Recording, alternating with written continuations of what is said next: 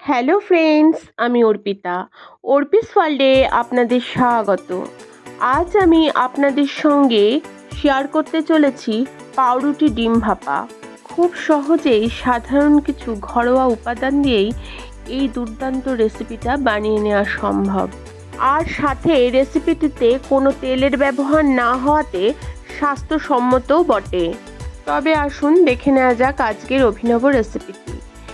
আমার চ্যানেলটিতে আপনি যদি নতুন অতিথি হয়ে থাকেন তবে অবশ্যই আমার চ্যানেলটাকে সাবস্ক্রাইব করে পাশে থাকা বেল আইকনটা প্রেস করার অনুরোধ রইল। এই রেসিপিটি বানানোর জন্য কয়েকটা পাউরুটির প্রয়োজন। প্রথমেই একটা পাউরুটি নিয়ে একটা বাটি নিয়ে নেব। সেই বাটিটা দিয়ে গোল গোল করে পাউরুটিগুলো কেটে নেব।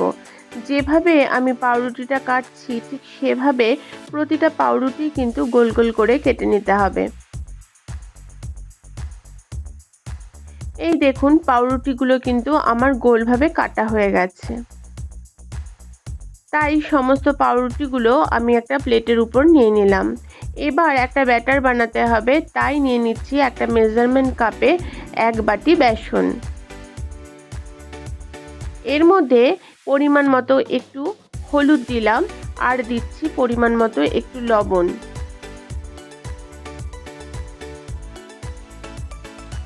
এছাড়াও এর মধ্যে 1 চিমটি কাশ্মীরি রেড চিলি পাউডার দিলাম, এতে এর একটা খুব সুন্দর কালার আসে। এখন আমি অল্প অল্প করে জল দিয়ে এর একটা ব্যাটার বানিয়ে নেব।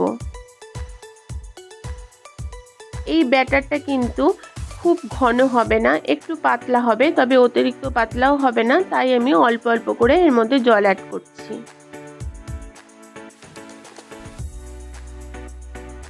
আর সাথে দিচ্ছি 1/2 চামচ মতো খাওয়ার সোডা। খাওয়ার সোডা যদি আপনাদের কাছে না থাকে আপনারা কিন্তু এখানে ইনো ব্যবহার করতে পারেন।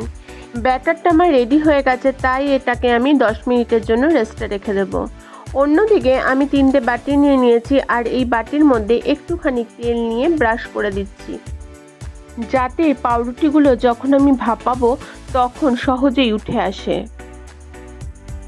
তেল বাটিগুলোতে ভালোভাবে ব্রাশ করা হয়ে গেলে যে গোল গোল করে পাউরুটিগুলো কেটে রেখেছিলাম সেই পাউরুটিগুলো একটা করে বাটির মধ্যে বসিয়ে দিচ্ছি।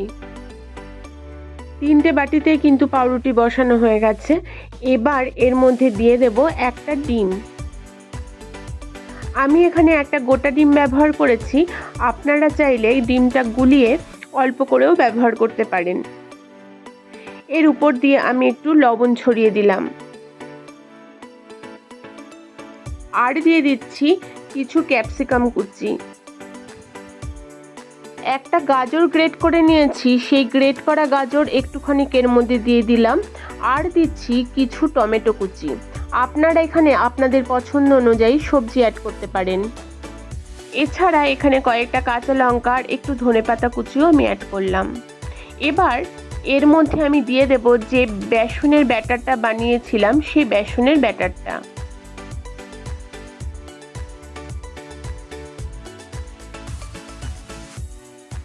চামচ দিয়ে একটু এদিক ওদিক করে ব্যাটারটা কিন্তু দিতে হবে। এই 3টে বাটিতেই আমি ব্যাটারটা দিয়ে দিচ্ছি। তারপর বাটিগুলোকে আমি একটুখানি ট্যাপ করব, যাতে ভিতরের যে বাতাসটা আছে সেই বাতাসটা বেরিয়ে যায় আর বেসনটা খুব ভালোভাবে পুরো বাটির মধ্যে ছড়িয়ে যায়। বাটিগুলো আমার রেডি হয়ে গেছে। এবার এগুলোকে ভাপে বসাতে হবে, তাই ওভেনে একটা জলপূর্ণ বাটি দিয়ে তার মধ্যে একটা ঝাঁঝরি থালা দিয়ে দিলাম আর তার উপর দিয়ে একটু তেল ব্রাশ করে দিচ্ছি। তেল ব্রাশ হয়ে গেলে যে বাটিগুলো সেট করে রেখেছিলাম সেই বাটিগুলো একটা একটা করে এই ঝাঁঝরি থালার উপর বসিয়ে দিচ্ছি। এটাকে এখন 25 মিনিটের জন্য ঢাকা দিয়ে হতে দেব। 25 মিনিট হয়ে গেছে, তাই আমি এবার ঢাকাটা সরিয়ে নিলাম আর দেখে নেব এগুলো ভালোভাবে ভাপানো হয়েছে কিনা। সেই কারণে একটা কাঠি নিয়ে নিতে হবে আর মাঝ বরাবর এটাকে দিতে হবে। যখন দেখবেন কাঠিগুলোর মধ্যে লেগে নেই তখন বুঝে নেবেন ভাপানো কমপ্লিট। কাঠিগুলোর মধ্যে কিন্তু একটু একটু করে লেগে গেছে, তার মানে এটা ভাপানো হয়নি। তাই এটাকে এখন আরও 5 মিনিট হতে দেব। 5 মিনিট হয়ে গেছে, ঢাকাটা আমি সরিয়ে নিচ্ছি। এখন দেখুন কত সুন্দর ফুলে উঠেছে আর কি সুন্দর একটা কালার এসেছে। খাওয়ার সোডা আর কাশ্মীরি লঙ্কার গুঁড়ো দেওয়ার জন্যই কিন্তু এত সুন্দর কালার এসেছে আর এত সুন্দর ফুলে উঠেছে।